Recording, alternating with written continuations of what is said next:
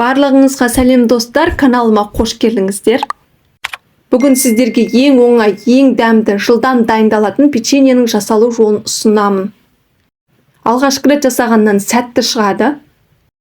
Менің отбасыма өте қатты ұнады, сіздерге де ұнайтынына сенімдімін. Қош иісті болып шығатын, дастарханыңыздың сәнін ашатын печеньені сіз де жасап көріңіз. Осы видео қызық болса, соңына дейін қарап, каналыма тіркеліп, лайк басуды ұмытпаңыздар. Бізге керекті заттар ұн, бал, жұмыртқа, сұйық май, қант және ас содасы. Ең алдымен ыдысымызға жұмыртқаны саламыз. Оның үстіне қантты саламыз. Сұйық майды құямыз. Сонан соң балды саламыз. Барлығының мөлшерін видеоның астына описанияға жазып қалдырамын. Ендігі кезекте ас содасын саламыз. Барлығын жақсылап араластырамыз. Менің каналымда басқа да печеньелердің жасалу жолдары бар, қарап көріңіздер.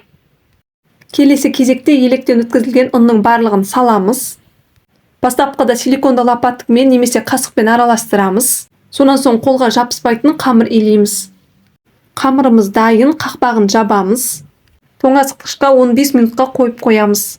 Қамырымыз дайын, таразының көмегімен 20 граммнан өлшеп аламыз. Сонан соң қамырды дөңгелектейміз. Дөңгелектеп алған қамырды үстінен ақырындап басамыз. Дайын болған қамырды формаға пергамент қағазын төсейміз немесе сары май жағып орналастырамыз. Таразы болмаса қамырды көз мөлшермен пайдаланасыздар. Печенье піскен кезде әдемі, барлығы бірдей болу үшін таразы пайдаланып жатырмын. Барлығын осы әдіспен қайталап шығамыз. Дайын болған печеньені алдын ала қызып тұрған пеште 180 градуста 10-15 минут пісіріп аламыз.